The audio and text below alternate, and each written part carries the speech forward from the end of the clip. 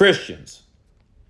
My brother here wants me to explain 1 Peter 3:19 through 22, which he believes, like a lot of people, to be honest, who want to believe that Jesus Christ went to hell and preached to people who are in prison.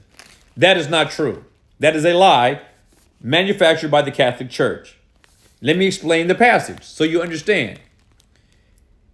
In verse 18, for Christ also suffered once for sins, the just for the unjust, that he might bring us to God, being put to death in the flesh, but made alive by the Spirit. By whom? By the Spirit. The Spirit was by whom Jesus went and preached to the spirits who were in prison at the time Peter is writing. But they were alive during the time that Noah was preaching them to flee from the wrath to come, which was the flood.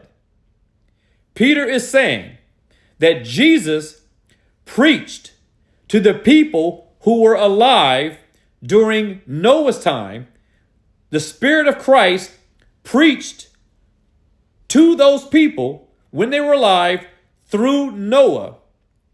And those people, of course, they're dead now because the flood took them away, but they are in prison at the time Peter is writing, and they are still in prison.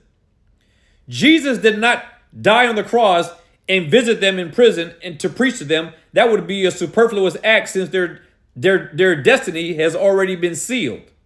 No, the Spirit of Christ, as we see from verse 18 and 19, preached to those people when they were alive in Noah's time. And the Spirit of Christ preached to them through the preaching of Noah.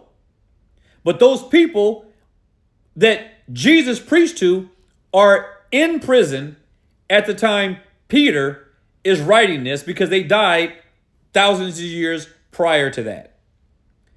It is easy to understand. In fact, it is easier to understand than it is to explain.